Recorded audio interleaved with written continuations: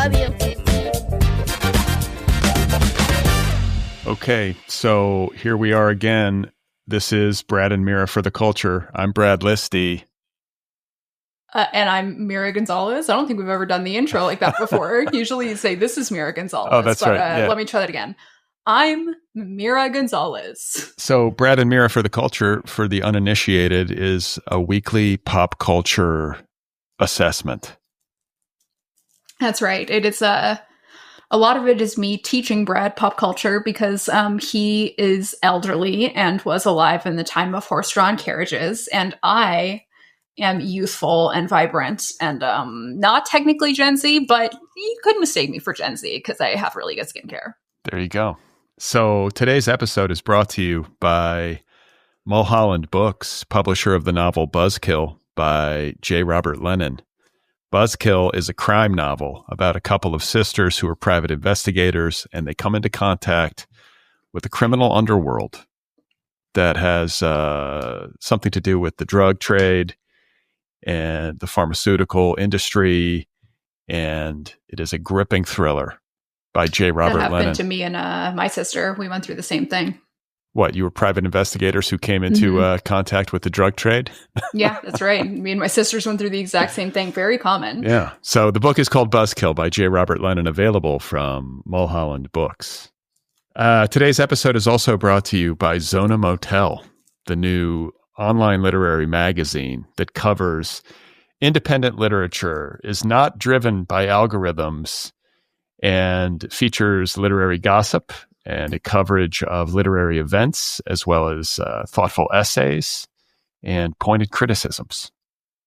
Now, is it just a magazine? Because I was hearing some talk that it's also a brotherhood. It is a brotherhood. It's a brotherhood. So it's a brotherhood and a magazine. It might even be a sisterhood, for all we know. Might be, for all we know, but, you know, we're not experts, so stay tuned for that as well. zonamotel.substack.com is the web address of Zona Motel.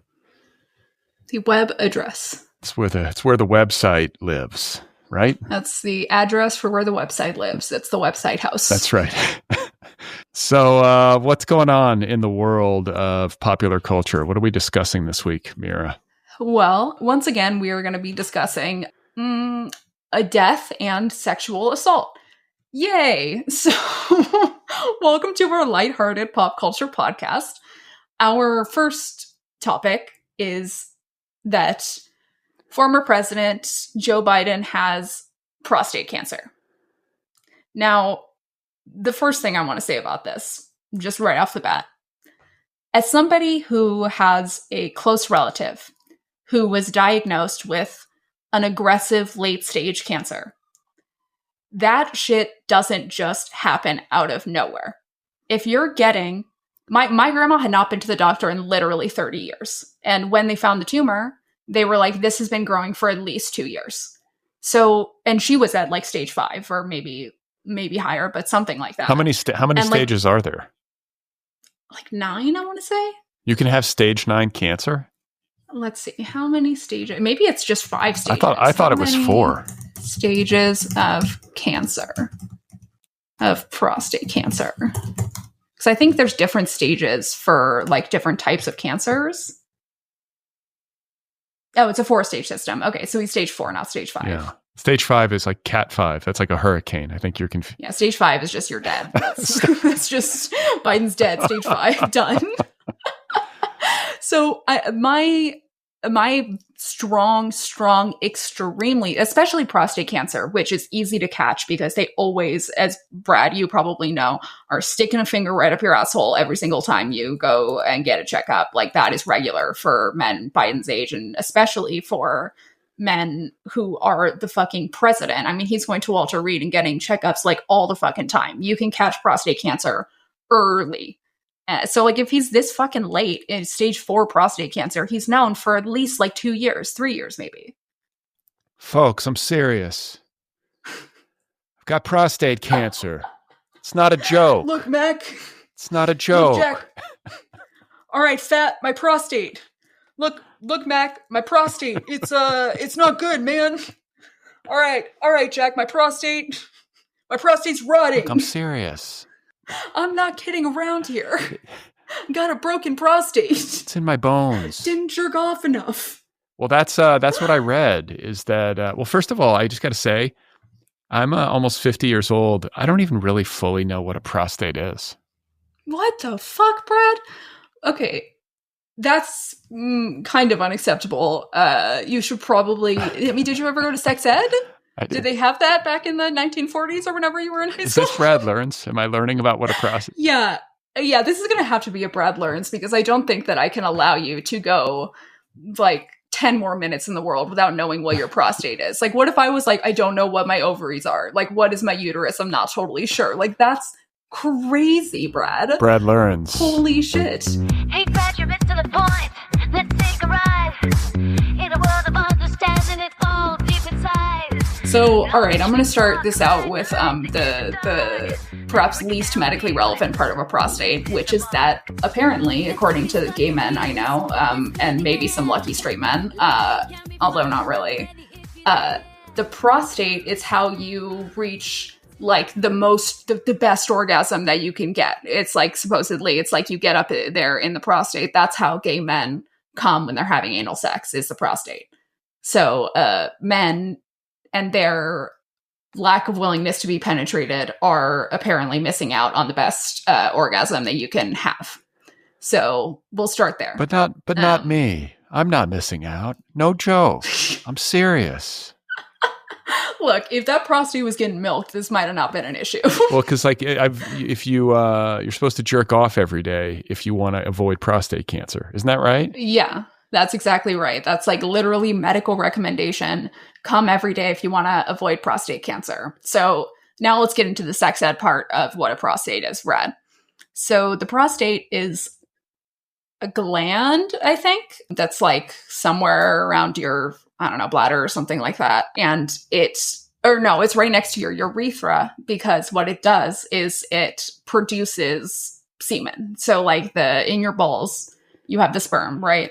The prostate puts a fluid in there that allows you to push it out through the urethra and make it into semen, which the sperm floats in. This is making me Brad is making the most disgusted face right now. How old are you, Brad? You're like almost 50 and you're like, ew, prostate. Yeah, that's disgusting. It's extremely vital. And it's how you come. So it makes me question, is coming different if you have prostate cancer? Do you come dust? I mean, what is it? I don't know. I'm not kidding. Jelly? Oh, that was Brad Learns. We should maybe do a prospective Brad Learns theme song. Brad learned. Jelly, help me out here. No malarkey. Yeah, the kids say I should be jorking it silly style once a day. Jill, I don't know what that means, Jill. Look, Mac, I'm jorking it silly style every damn day. I want Biden to become the spokes. Now that he's got prostate cancer, he needs to become like the national, and he does like the cancer moonshot in honor of his son, Beau. That he needs to start a campaign encouraging American men to jerk off every day. And you know who should be the face of it is Hunter Biden. I mean, Hunter Biden is not getting prostate cancer. Let me tell you, that man is he is shooting loads. That hog is occupied. My son Hunter jerks off every day. I'm not kidding. I'm not kidding. Every day is prostate. Great shape. Folks, it's in great shape, folks. It's not a joke. He's a cocaine addict, but his prostate. It's perfect, folks. Look, folks, it's not a joke. I'm not kidding. My son has a beautiful prostate. He's jorking it silly style every day. I want one of these commercials, like at halftime of the Super Bowl. Remember, teach your kids to jerk off every single day for their prostate. The 46th president of the United States has a message for American men. I mean, look, in all seriousness, it's a tragedy. Biden was so young. I mean, he was just a kid. And, for this to happen to somebody just at the beginning of their prosperous career, he had so much going for him. He was just a baby. I think he should run again. I think he should announce it. That would be the boss move if he just announced his candidacy for 2028. Like Weekend at Biden's, just put some sunglasses on him, have someone kind of like moving his arms at the press conferences. Jill behind him doing a Joe Biden voice. I refuse to quit. I'm serious. He'd be like in like a like open casket with his body like totally preserved, and then like somebody would like have to like lean in and be like, okay, this is what Biden just told me.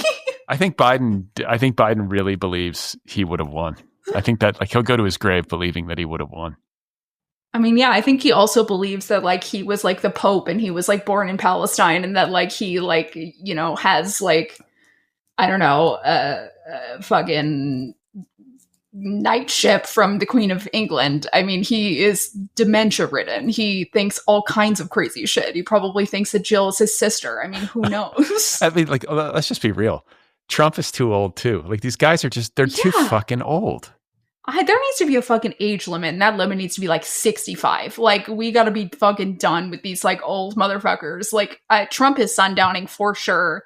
It's just easier to hide because he's unfortunately so fucking funny. Like, and like, I want to be clear, I'm not a Trump supporter. I hope he dies. But like, unfortunately, his brand of dementia is hilarious.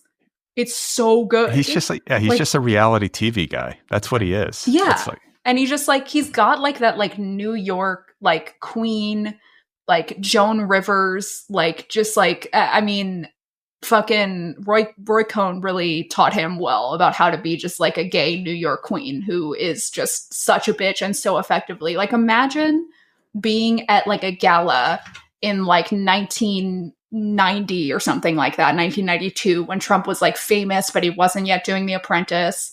And like, you're at a table with him and Joan Rivers just queening the fuck out. It would be so much fun. It would be like the best dinner of all time. Like, before he was a fascist, before you knew that he was going to do all of this, when you still kind of hate both of them, but like you're drunk and you're listening, it'd probably be amazing, better than any comedy show. Well, I'll say two things. Like, the first thing is that Trump, if my memory serves me, wanted to study film when he was young. Wow. And his dad wouldn't let him because his dad's like, you're taking over the real estate empire. Like, that's not a serious, it's not a serious pursuit. But Donald Trump like wanted to be like a film director or some such. Dude, another fascist with a failed art career. Yeah.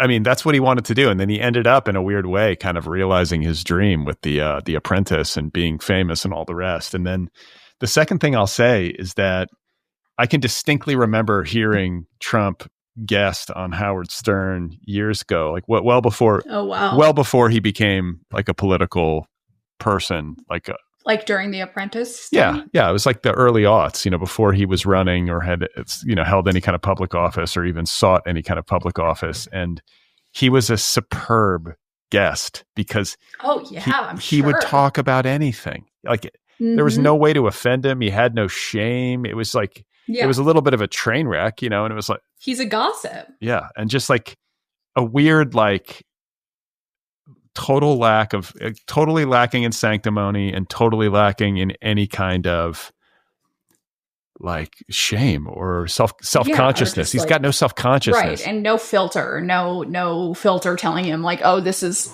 socially acceptable. This is not socially acceptable. Like, he's just willing to say whatever comes to mind that feels entertaining and funny to him, which is why he's so funny. Because he says all this shit that nobody else would ever say, because it's like usually really offensive. And then you're like, holy shit, that's like him, like Sleepy Joe Biden is so fucking funny. Meatball Ron DeSantis is the funniest nickname that there's no way I could think of a nickname funnier for Ron DeSantis than Meatball Ron. I forgot all about Ron DeSantis. He just faded. Is he still in politics? Meatball Ron. He got called Meatball Ron and then he just disappeared. This is the power of Trump. So fucking crazy. What a lunatic. Man, I've been curious to like go back and watch The Apprentice because I never saw it. Like, I was like a little bit too young for it. I know that Bethany Frankel was on it just because of Housewives, but I've never watched an episode. You don't need to, though. You sort of know exactly what it is. Like, it's... Yeah, you know exactly what it is, but it makes me wonder, like, what weird shit Trump said in just, like, little weird parts of the show. Like, I'll bet he just dropped the weirdest fucking line. I'll bet it's really hard to find, actually. I want to say I followed some dude on, like, Twitter back in the day who had worked on the show and just said he was, like, snorting Adderall constantly. Really? Yeah, somewhere. He always struck me as somebody who, like, psychotically doesn't do drugs, like somebody who is like somehow as insane as they are, but like sober, which is so much scarier than being someone who's on drugs and insane. Well, he always claims that he's totally sober. I don't think he drinks, but I bet he does like coke and shit. Right. I mean, I'll bet he doesn't do it anymore because we know that he has heart disease and it could probably kill him. But yeah, it seems like he definitely didn't drink, and he probably did do coke like in the 80s when the coke was like what, Club 54? Studio 54. Studio 54? That's what it was. Yeah, that's what it was.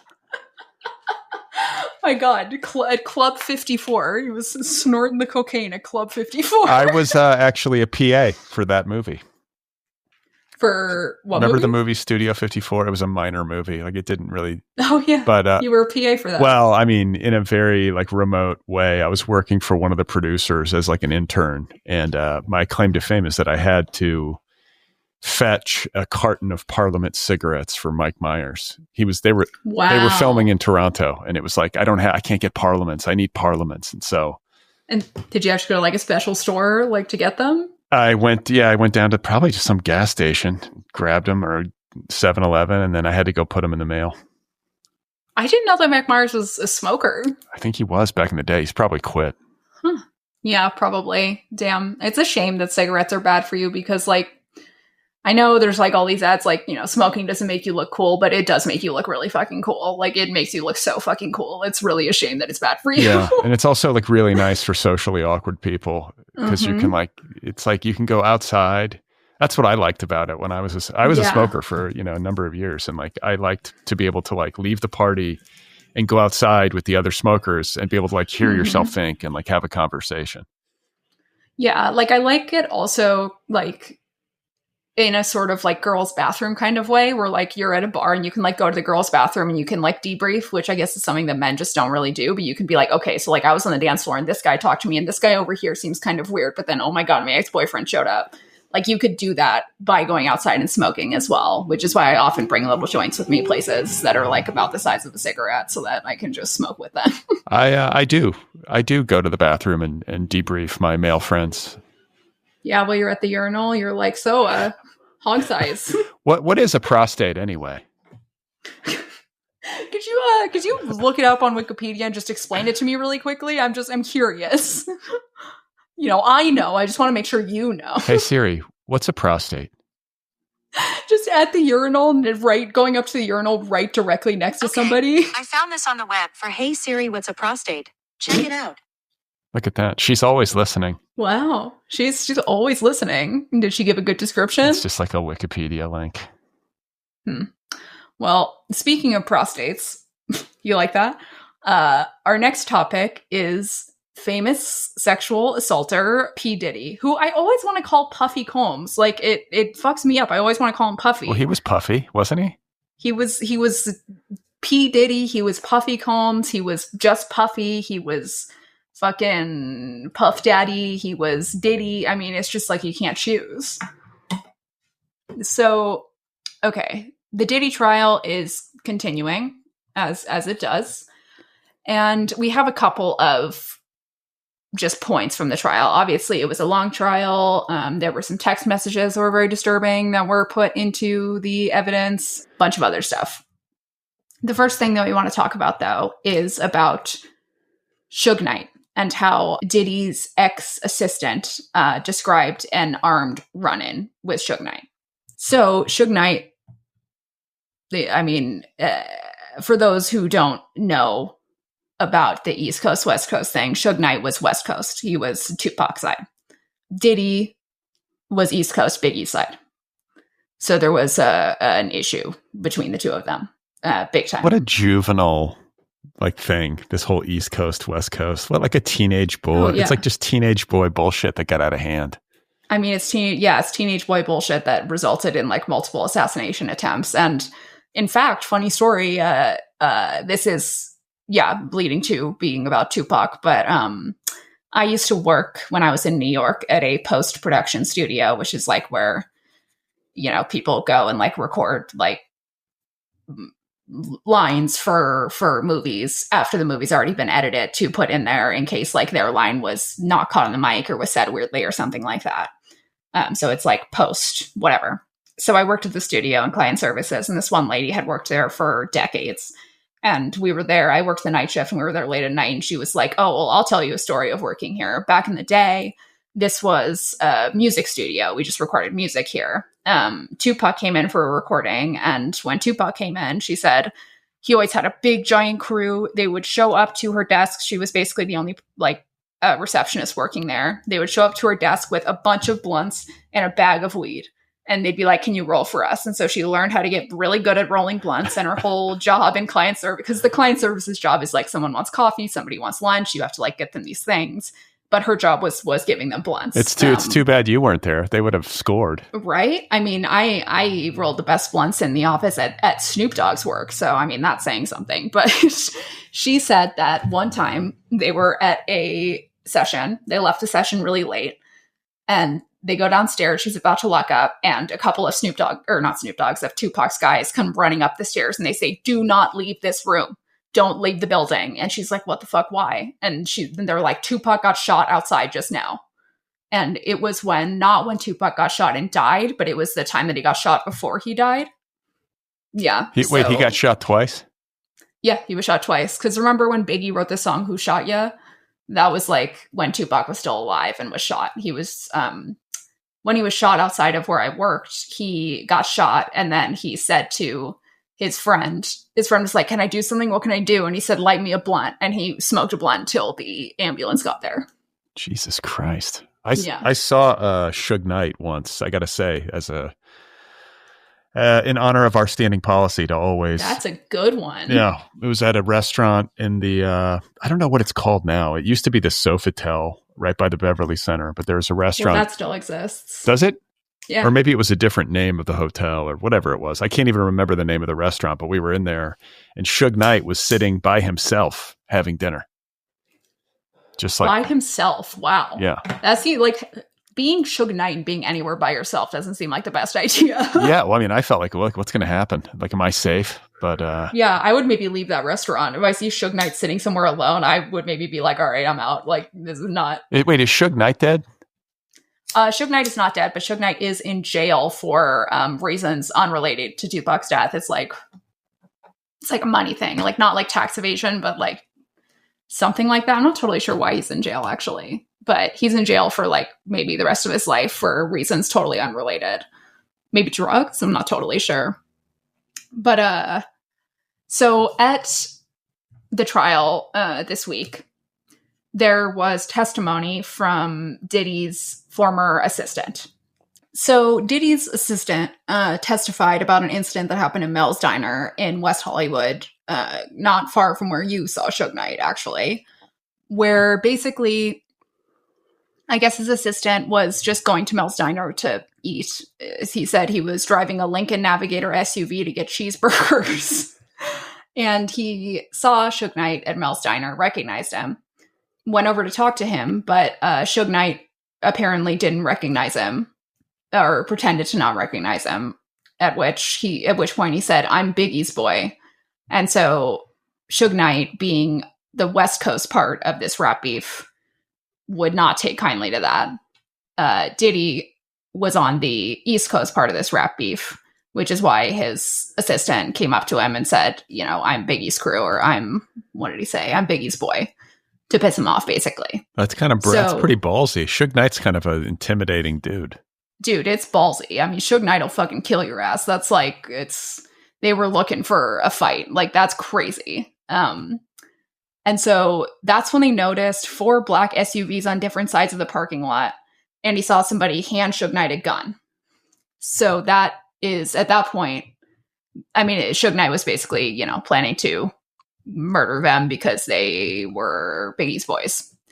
So it was pretty ballsy. So at that point, they were like, "We got to go right now." They got in the car and they drove back to Diddy's house. So then Diddy got into another vehicle with his assistant and said, "Drive me back to Mel's Diner." His assistant testified that he saw 3 guns on Diddy's lap when they drove back to Mel's Diner. And Suge Knight was gone when they got back to Mel's Diner, but Diddy ordered him to drive around the block several times looking for Suge, which they never did. So a lot going on here. Why, he's got 3 guns? Why do you need 3 guns? Right. Yeah. Why do you need 3 guns? That's the question. Does he? I mean, it just seems like almost a hazard to have that many guns, because then like someone else could get a hold of one of the guns and that wouldn't be good. Yeah, like, yeah. What are you going to juggle? You're going to juggle them? Yeah. Right. You can juggle the guns. I mean, there's only 2 people in the car. Also, it's not like there was a gun per person. Was he just like had them there because he like felt good about it? Like, I don't think Diddy is shooting anybody. I mean, I think he's just big enough of a pussy to have somebody shoot someone for him. Like have somebody who's like right next to him. That's right. Shoot. Or, you know, he might be a big enough of a pussy to shoot himself. Honestly, shooting Suge Knight, I think he might be too big of a pussy for, which is maybe why he had the 3 guns. Maybe he was going to hand it to his assistant and be like, shoot him. But I think that like he would probably shoot like a woman, for example, like easily. Like I think he's that kind of a pussy. Yeah, I don't know. And he's was he like fully lubed when he was about to make this assassination attempt? Was he covered in baby oil? So he had 3 because they kept slipping out of his hands. That's right. The guns were just slippery. That's right. He's just That's why he couldn't shoot Suge. He's riding shotgun in a black Escalade, just like lubing himself in preparation for just lubing himself up, lubing up the guns, lubing up the car. The car is doing donuts on Beverly Boulevard because there's way too much lube on it. Just a trail of baby oil was found on the road. All around the block. He was just leaving baby oil around the block as he was circling and looking for Suge Knight. So this leads me to one of my favorite pop culture K-holes, which is not that deep of a hole. You can kind of pretty much figure it out. But that K-hole was Diddy responsible for the death of Tupac? Now, how much do you know about this, Brad? Very little. Okay, so a man was charged but not convicted of the murder of Tupac in 2009, I want to say. Something like that. So the person who was convicted was one of the people who was in the car where the shot came out of that killed Tupac. So, yeah, the guy in the car is the only living person, supposedly, who was in the car when Tupac was killed. So, there is talk. Well, there's a couple of things. There's talk that Diddy was also in the car because this guy who testified saying that he shot Tupac, I think that he testified in exchange for maybe I don't know. Maybe he just wanted to talk. Who knows? Everyone else is dead, so maybe he didn't care. But he said that Diddy was in the car with him when they shot Tupac. So I feel like he has no reason to say that unless it's true. Like, why would you just be like pointing a finger at another rap mogul? Like, hey, this guy was in the car with me too, if he like totally wasn't. But, you know, Diddy was heavily involved in the East Coast, West Coast rap beef and kind of behind the scenes inflamed a lot of it, including, so the man who shot Tupac also claimed that Diddy had offered him $1 million for the hit on Tupac. And then when he did the hit on Tupac, he was like, where the fuck is my money? What the fuck? And then he went to jail. And so wait. So he never got paid? He never got paid. So the whole time before he went to jail between 96 and 2008, he was like, where the fuck is my money, Diddy? Like, give me my fucking money. But he didn't have Suge Knight to help him, like, you know, defend him or whatever. Biggie's dead. Everyone's dead. He probably just couldn't get his money from Diddy. So yeah, he couldn't get in. Like, when he was testifying in this case, he specifically said, Diddy owes me money. He was like, and Diddy owes me $1 million, and then he's just not giving it to me. Like, he didn't give me any of the fucking money. So a lot of people believe that Diddy is more or less responsible for the death of Tupac. I wouldn't doubt it. I mean, he had something to do with it, or he financed it, or he instigated it somehow. Like, I wouldn't be shocked. Yeah, I mean, it seems right, you know? And, like, he was out there, like, looking for Suge Knight, trying to kill Suge Knight. Like, he was, like, clearly, like, fucking deep in this and, like, wanted people dead.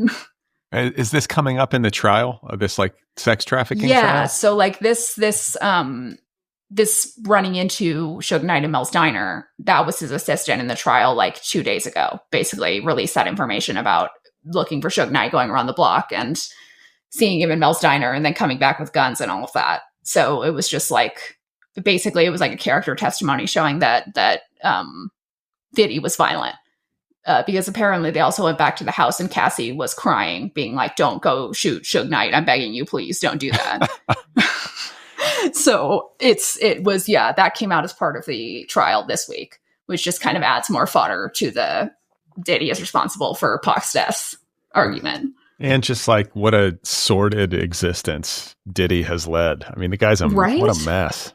I mean, just like all over the place. And then you have like he shot someone in a club with a gun that Jennifer Lopez gave him. It's like nonstop with this fucking guy. There's always, he's connected to fucking everything. Did J-Lo give him a gun? Like, shoot. Yeah, dude. It's like J-Lo is kind of in fucking trouble. And it makes me wonder if that wasn't part of the divorce with Ben Affleck, where it came out as a result of this trial that there was somebody, I don't remember the exact details, but somebody that Diddy shot in a club and they survived, but they were like, had, serious. It was a really serious shot, but they survived. Yeah. And like, we all like have exes or experiences in our past that like we would prefer not to think about, or it's like, that was a mistake. But like, imagine being Jennifer Lopez watching this trial unfold. And like, this was like your boyfriend for years. And she handed him, there's multiple eyewitness testimony that she took the gun out of her purse and handed it to him right before he shot the guy. So, like, if I were her, I'd be fucking scared.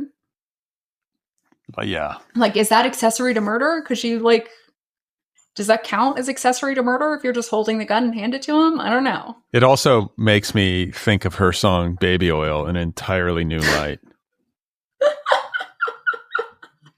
Her song covered in baby oil at Diddy's house. It's called Drowning in Oil, isn't it? Isn't it called Drowning? I thought it was Drowning in Oil, parentheses, freak off. I thought it was about the environment and it was about climate change, but... You thought it was about the BP oil spill, but it's a different oil spill. She wanted to protect the pelicans in the Gulf. But... So, okay, that leads us to the other truly bizarre testimony from Diddy's trial that, I mean, I don't even know where to start. I guess I'll start by reading the TMZ headline.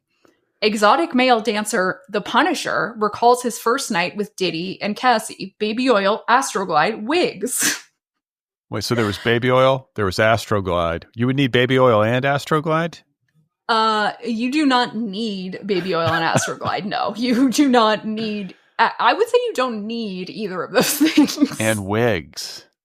And a wig, which you do need the wig. If you're going to have sex, you do need a wig. That's common. I honestly feel like when you get into something as twisted as this, and assuming that he's convicted and found guilty of all this stuff, I feel like there's always like context that the public for having to bear witness to all this, because like I don't want to know about this. Like just go away, right? But like this is in our face.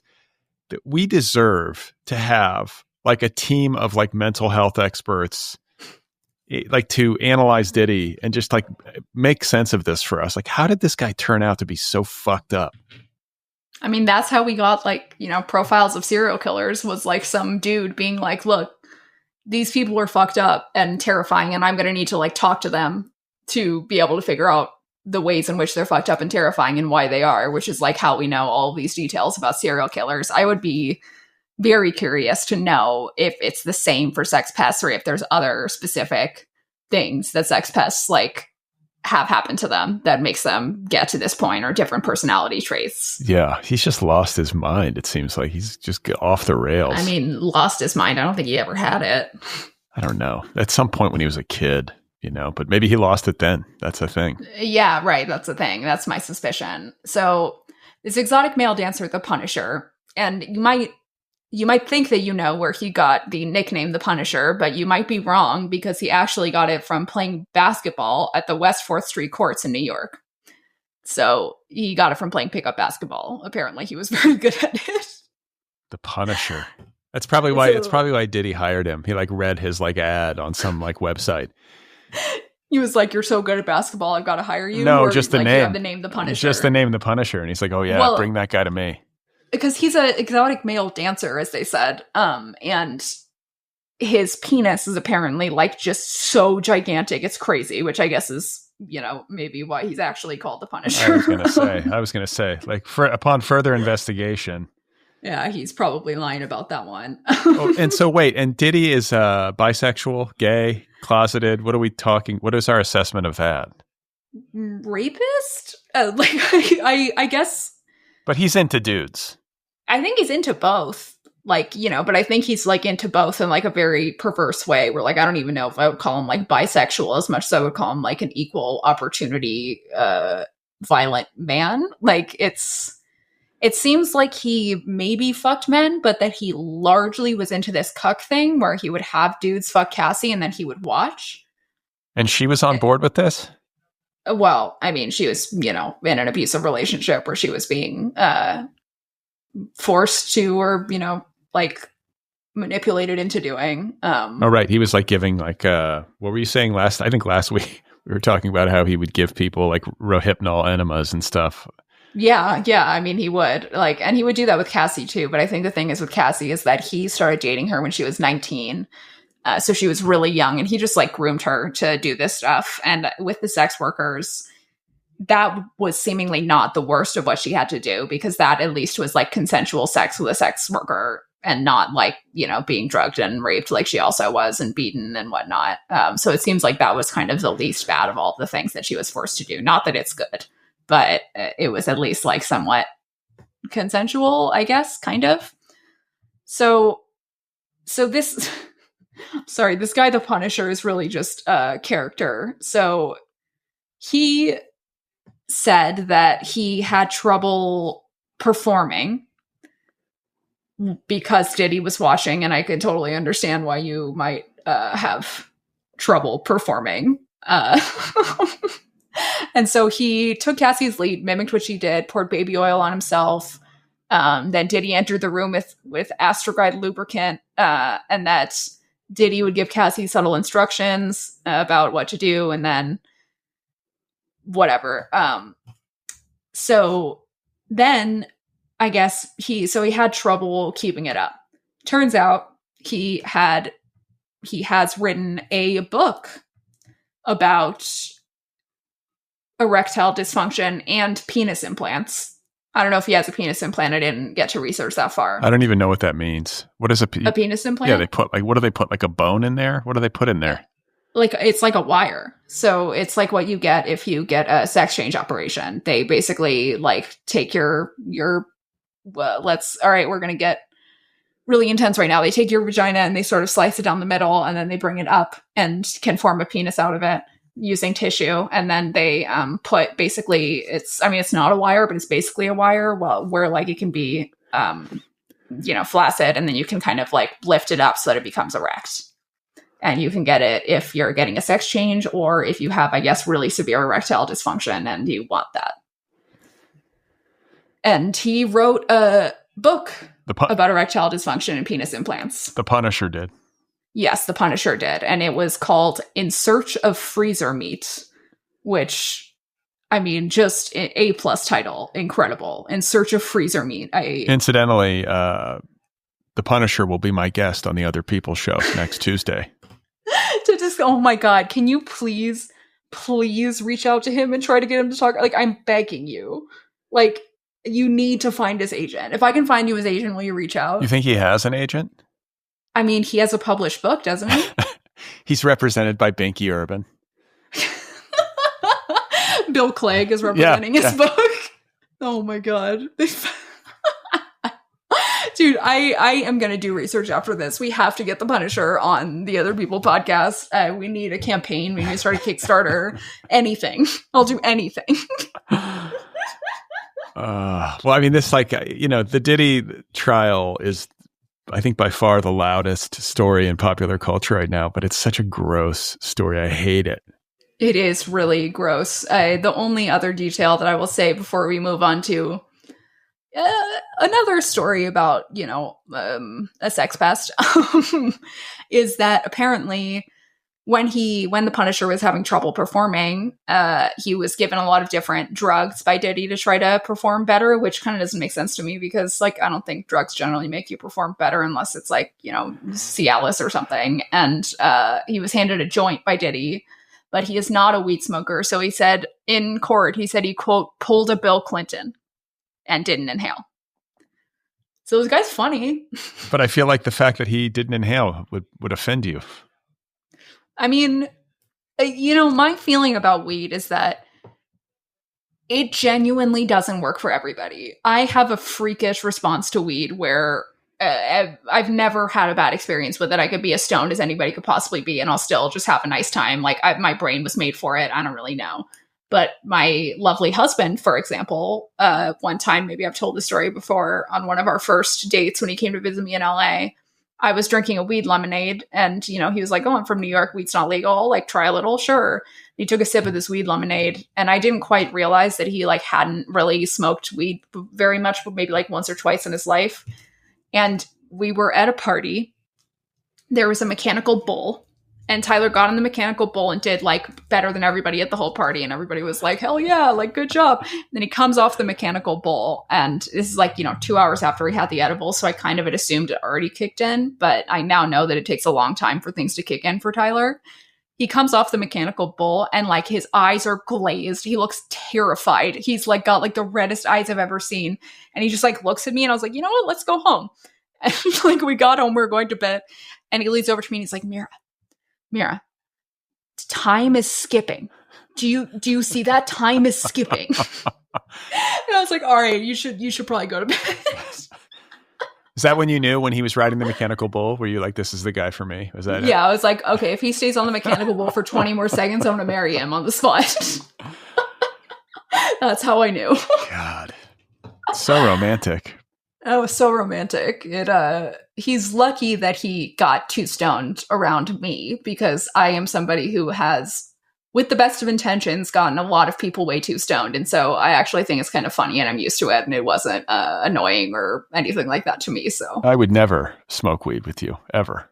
Yeah, no, it's a bad idea. It's not a good idea. I have so many times with just, again, the best intentions, just trying to be like a good host. Like, hey, do you want some weed? Like, or do you want a drink? Or do you want, like, what can I get you? Or like, oh, do you want a hit of my joint? I'm smoking a joint. Like, I just know that to be the nice thing to do. And some people will be like, yeah, okay, I'll have a little hit. But I've realized now that when I do that, I need to tell people, like, would you like a hit of this? It's insanely strong. It's so strong. You will get very stoned from it. And then if someone says yes, I'm like, okay, well, they've been warned and they know what they're doing. Yeah. Well, how is Diddy's prostate health? I have to believe it's good. You know what? I mean, it does seem like he was coming a lot. It seems like if he's going to die of anything, it's not going to be prostate cancer. So, he's got that going for him, I guess. A healthy prostate. Folks, his prostate. Diddy's prostate. I'm not kidding. I'm not kidding, folks. It's in great health. It's in great health, Jack. He's got the best prostate. All that baby oil. I'm serious. He took the fat shot. Did you see that quote from Trump where he was like clearly talking about Elon, and he was like, I have this friend, he's a great businessman. You would know his name, very neurotic businessman. He was in London and he got the shot, the fat shot. He got the fat shot. And he was saying, Trump, why is it so much cheaper here? I'm taking this fat shot. And I said to him, well, it's not working, buddy. I think he said, like, great businessman, very obese, very big. Just calling him fat in front of the whole country. Like, it's like Trump is not exactly svelte. It's amazing. No. It's amazing how little like self-awareness he has. Like he's zero. I think when he looks in the mirror, he literally sees like Brad Pitt in Fight Club. Oh yeah, he sees like the most handsome man on the planet. He sees just a handsome, poised, aging gracefully man. Insane. So speaking of aging gracefully, which I feel like he's not, he's got some weird plastic surgery. Our next story is about Kevin Spacey. So we're just going through all of our favorite sex pests here. So the Cannes Film Festival was this week, or it's ongoing or some shit. I'm not totally sure.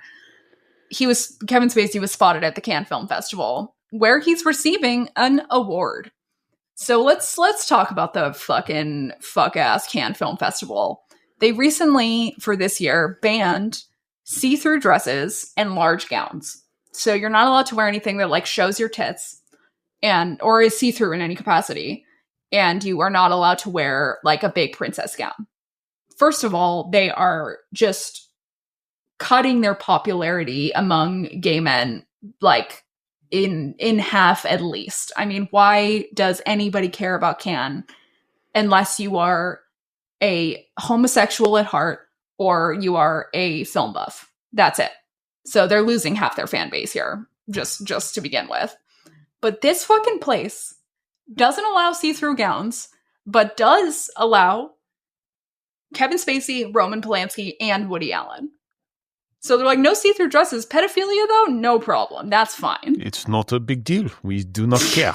If you have sexual relations with a teenager, it's your business. And maybe perhaps she is very beautiful and one day you make her your wife. The age of consent in France is only 13 years old. And so at 14 is that is how you say a fair game. Kevin Spacey is groping some young actors. C'est pas problème. It's no big deal. The Americans are so uptight. Literally, the age of consent in France is actually 14, by the way. That is not a joke. Literally. It might be 13 even. Like, it is ridiculous. And I mean, it's just a country of Pepe Le Pews. Every single one of them is Pepe Le Pew. Oh, my, Monsieur, beautiful. You're only 12 years old. I love you so much. You be my wife. I think that like France has some admirable like progressive politics on sex, and like they're not like all show titties on TV. That's fine. Yeah, exactly. Like we want like don't hide breasts and like make them into some sort of like taboo thing. Yeah, let people be topless on the beach, whatever. Like that's like no one's getting fucking traumatized about that. That's fine. But you don't like whitewash pedophilia. Yeah. Like that. Like serious pedophilia. Like Roman Polanski. Like what the fuck? Like Woody Allen, they're invited every fucking year. It's insane. And now Kevin Spacey, of course. Like, of course. Who's next? Fucking, I mean, if Harvey Weinstein was more attractive but not in jail, I'm sure he would be invited too, as long as he didn't wear a see-through dress. Well, Harvey just did his first interview from prison. We're not going to cover that one in depth, but he did talk to of all people, he talked to Candace Owens, I think is her name. Oh yeah, of course he did. That makes total sense. Like from one of those, like, you know, those phones, like in a booth in jail, like that's where he was. Oh yeah. Jesus fucking with like the glass between them or some shit, I'm sure. And just like ranting about how he's an innocent man. Like these guys, like he's learned nothing. There's no like humility or contrition at all. He's of course just a always lunatic. I mean, always with these motherfuckers. They're like in jail having like murdered their children. And they're like, I did the right thing and I'm a hero and you guys will figure that out eventually. Like what the fuck? These people are just delusional in addition to being psychopaths. Well, I mean, Kevin Spacey, like walking and like showing up in a tuxedo on the Croisette and like being like, you know, I'm the belle of the ball. He got like a Lifetime Achievement Award. Is that what they gave him? Yeah. So apparently he got a Lifetime Achievement Award at the Better World Fund Gala. So he said that the guy who runs the gala, I guess, is a big fan of Kevin Spacey, and it was all sort of a marketing. Who is this guy? Who's running the gala? Yeah, who the fuck is this guy? I don't know. And what is the Better World Fund? So the Better World Fund, I did a small amount of research, and don't worry, next episode, I'm sure I'll come back with an entire binder full of research as to why these people are bad, because I could tell in 2 seconds this is a deeply evil company. They're a nonprofit that lobbies the UN to make a safer world for pedophiles. I mean, I don't think I guess they're lobbying the UN for like US interests, which in this case is pedophilia. And in other cases, it's probably just like bombs. Like, I don't know what the fuck. It seems like a fucking like sketchy, weird fucking nonprofit where the leader is a huge Kevin Spacey fan. And so, okay, so what's happening here is like Kevin Spacey is doing a film. Yes. In the UK. He's in some indie film and they want to called The Awakening. The Awakening. And they want to promote it. And so they flew him to Cannes and he shows up and then they're in cahoots with this like Better World Fund guy who just sort of like probably invents an award to give exactly. Just so that he can show up in Cannes and like try to make some kind of comeback and to create a stir. Yeah, exactly. I mean, that's what it is. They just must have been in cahoots with this fucking guy who has this nonprofit to be like, we're going to do a stunt. We're going to do a marketing stunt where Kevin Spacey shows up at Cannes. And these kinds of things, if he walks up to the red carpet, I don't think that anyone is going to be like, oh, we need to like bounce Kevin Spacey out of Cannes. He was probably invited, probably had tickets, whatever. And like now he is getting this fake award that they invented at this gala, I guess also for a guerrilla marketing stunt for The Awakening. I mean, do you think this movie is going to do well at all? Like, is anyone going to... I haven't even heard of it. I mean, I cannot imagine. Like, what streamer or like, it would... I don't think they're going to get theatrical distribution. Maybe something in the UK, but like... Yeah. It just seems desperate. Distribution seems hard. It seems... I mean, it's hard for any film, let alone one that's like starring Kevin Spacey. I feel like for these people who are canceled, who are unfortunately genuinely good actors like Kevin Spacey, like... the only, because I've thought a lot about like what is a role that could rehabilitate these people, that could genuinely make people feel like, wow, they're a great actor and I'm going to kind of forget about the bad things that they did. And it would have to be like a role that is played so well and is like deeply evil. Like you'd have to lean into it and people would have to watch and be like, wow, he can play that role well because he's a deeply evil man. And like, that's the only way that he could ever be rehabilitated. And then you could move on to movies where you're less evil or whatever. And people would remember that you're a good actor. But Kevin Spacey needs like another American Beauty. He should have, if he really wanted to like promote his movie, he should have, instead of like showing up in a tux, he should have crucified himself, like put himself, like having like actually had himself like bound up to a cross and then just like planted on the beach in Cannes. What's the name of the guy who was in Passion of the Christ? As Jesus? Jim Caviezel. Yeah, that would be Kevin Spacey reheating Jim Caviezel's nachos. Well, maybe the role that Kevin Spacey needs, and I think Mel Gibson would probably be amenable to this, but he should make Kevin Spacey be Pontius Pilate. There you go. I mean, I've never read the Bible, so I don't really know who Pontius Pilate is. I think he's the guy that ordered the crucifixion. I don't know. I could be totally wrong, but I want to say it was like, I'm remembering. I was going to say Judas, but I guess Judas did something else. Maybe Judas betrayed Jesus, but didn't. Yeah. I have no idea, but I don't know. He could be one of those people who betrayed Jesus or something like that. Or he could be Jesus, I suppose, but that would be a really bold casting decision. He could play like, have you ever seen the movie Little Children? Yes. He could play the lead pedophile in Little Children probably really well. That's a great movie. God, that is a fucking profoundly disturbing movie. Like, and I love a profoundly disturbing movie. Like that movie, to this day, I think about it and I'm like, oh, that's fucked up. Like, oh, fuck, dude. Kate Winslet is so awesome. Oh, so good. And what's his face who played the pedophile was so good. Yeah. From Bad News Bears, that guy. I want to say that dude won the Oscar for that, didn't he? I hope he did. He should have. I mean, he was nominated. I think he did. Man, that was a great movie. See, I'm here like, damn, like I should rewatch that movie. Like I'm ready to just ruin my fucking day for no reason. Yeah, I mean, I don't think I've seen it since it was in the theater. But yeah, it's not a rewatch. It's not usually a movie that you rewatch. You kind of. It's not a rewatch for most people, but I gotta say it's been dark lately for me, and sometimes watching a movie that is profoundly dark is the way to go. I mean, I don't know what it is. I'm sick and something is wrong with my brain, and that much I know for sure. So if you're in Cannes and you're like a celebrity there to like promote your movie, and you're like a celebrity of stature, somebody who's been around a while and has done a bunch of films and stuff, chances are Kevin Spacey socially at the very least, or have worked with him on a film. Yeah. What happens if you're at an event like this and you're walking along the Croisette, or you're at the, some party or something, and there's a red carpet or whatever it is, and Kevin Spacey starts like striding towards you in a tuxedo with like that big smile of his? Like, what do you do?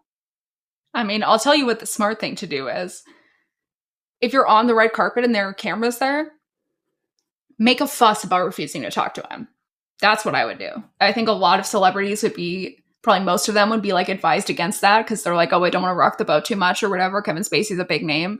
No, the way that you become an extremely popular and beloved celebrity, and what I would also just do because I'm me, is like look at him and say like, fuck you, and like mouth it so that, photographers and people filming can see it.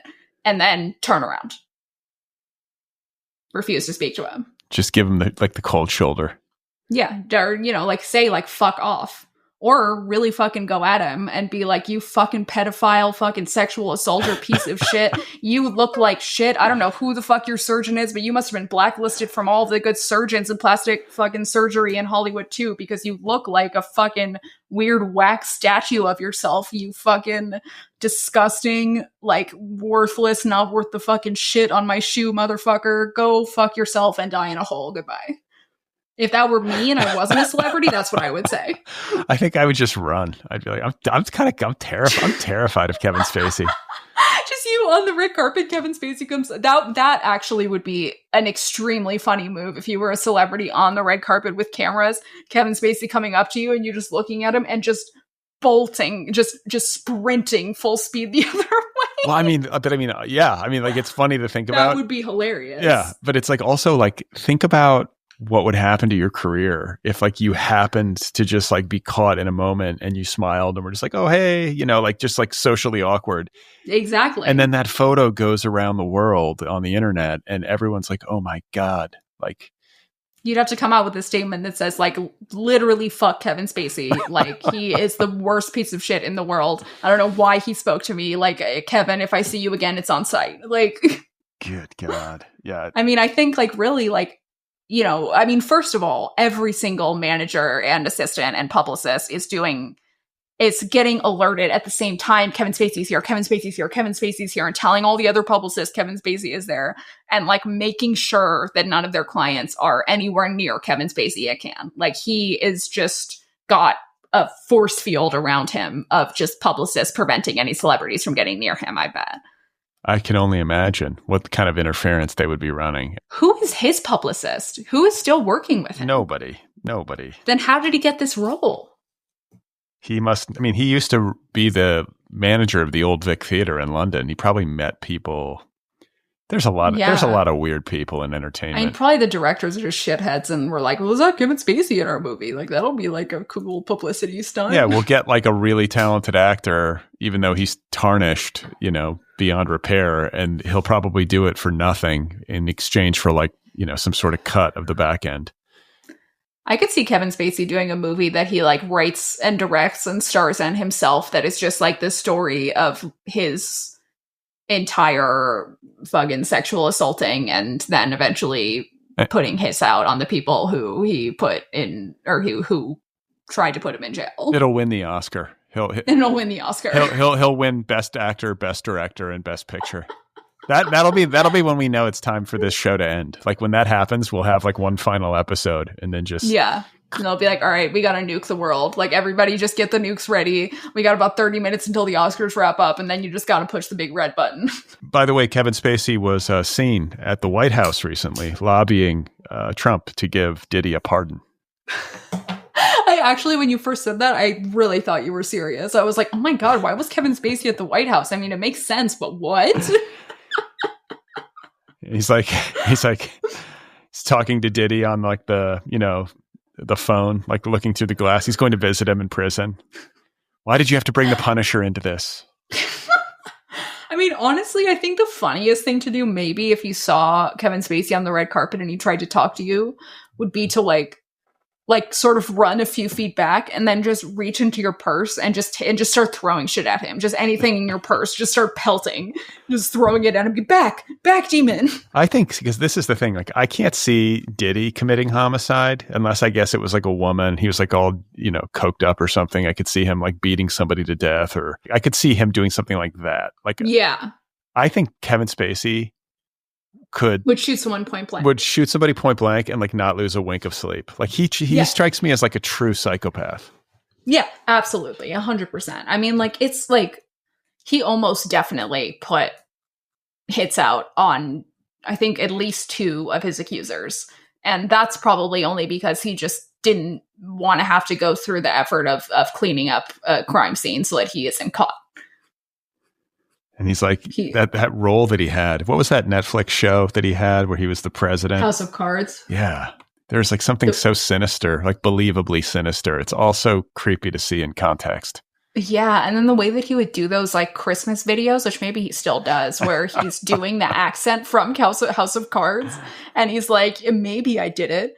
maybe I didn't. I guess you'll never know or whatever. And his like weird fucking House of Cards president spooky voice. Like it's to him. It's like you think about his roles going back and how like the roles that he was so good in. And you're like, oh, right. I see now. Like he was great in Seven when he played a fucking crazy serial killer. Spoiler alert. He was great in American Psycho, or not American Psycho, in American Beauty, where he played a pervert. He was great in fucking... What was the one where he played Kaiser Soze? What's that movie? Oh, I don't know. He won he won his first Oscar for that, where he's like The Usual Suspects. Yeah, The Usual Suspects, right. Like, I mean, he has just played terrifying perverts his entire life, probably because people meet him and they're like, wow, you would be great as a terrifying pervert. His next film, he should do a movie called Terrifying Pervert. And the Oscar goes to Kevin Spacey, Terrifying Pervert. That should be the name of his memoir. Terrifying Pervert, a memoir by Kevin Spacey. My Life in Cinema. If he wrote a memoir and then he reached out to you, like, I'm a big fan of your podcast, can I be on your podcast? Would you do it? As long as it was remote and you were with me, I'd be scared. and I was with you. You would need me to like, be the one to like stand up to him for you. I'd be on like 100 milligrams of CBD just to like calm myself. I'd be on like 100 milligrams of Adderall to get hyped up and angry the whole time. He'd be doing the Southern accent from House of Cards the whole time.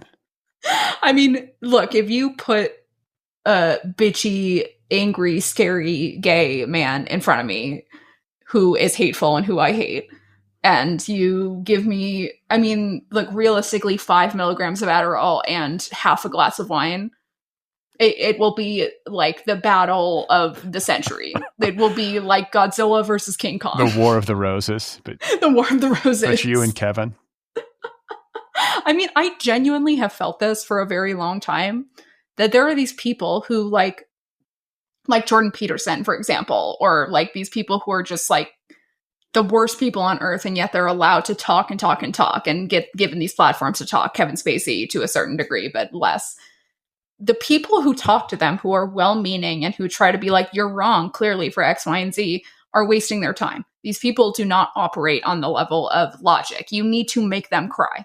That is your goal. If you were talking to any of these people, to fucking Harvey Weinstein, to Kevin Spacey, to Jordan Peterson, to fucking whatever the other shitty people are, your goal is not to tell them that they've done something wrong. They know that.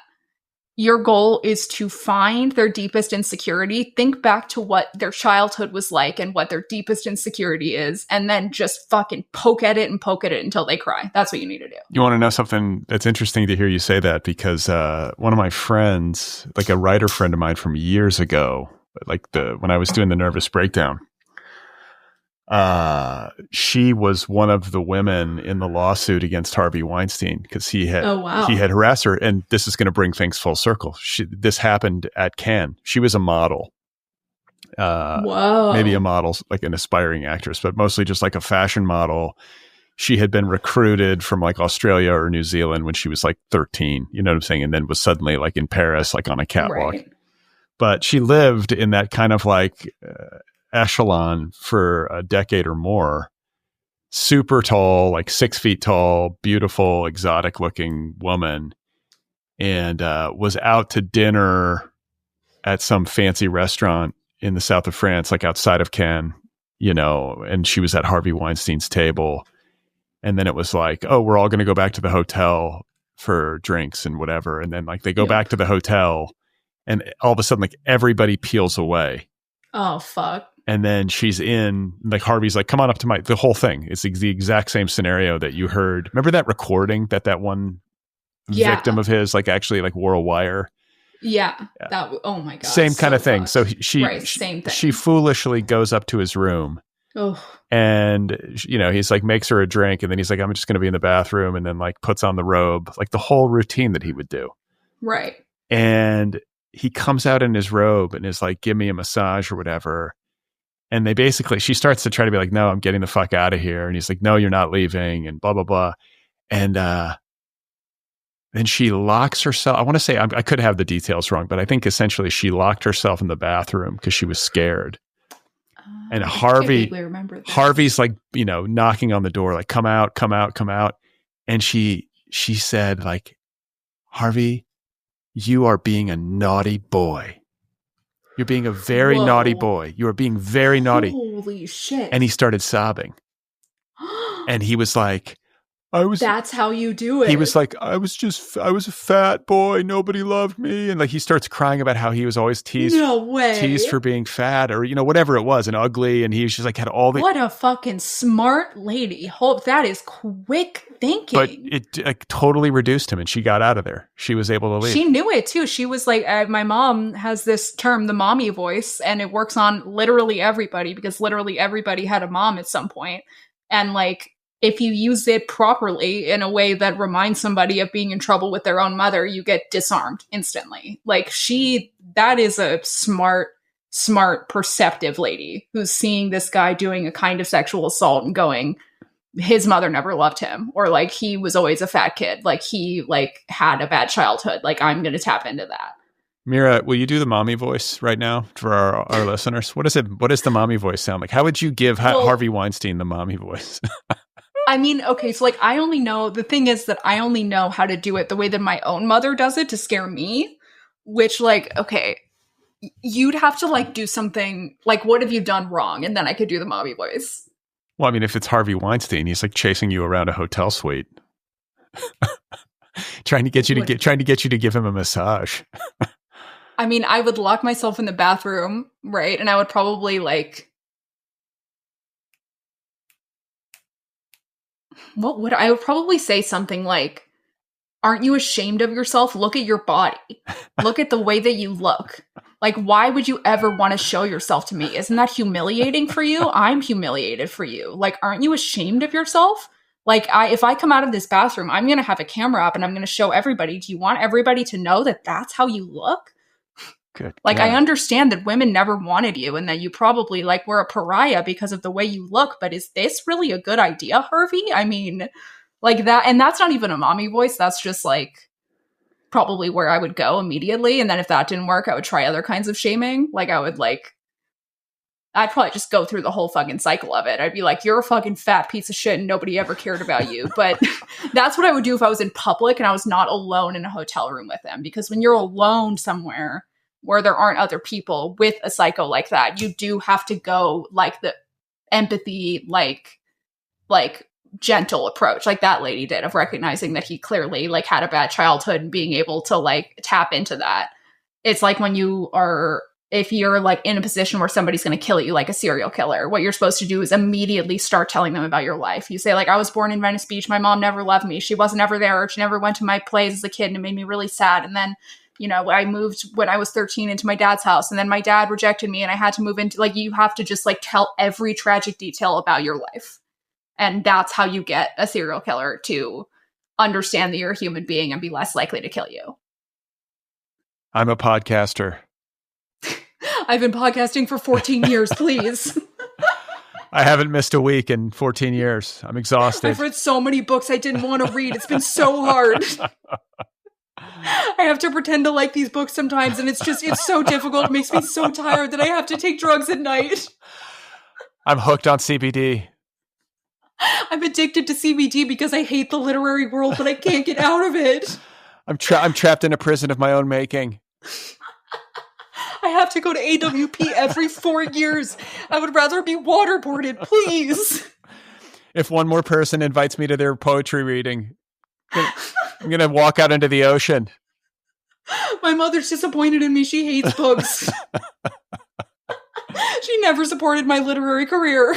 Good God.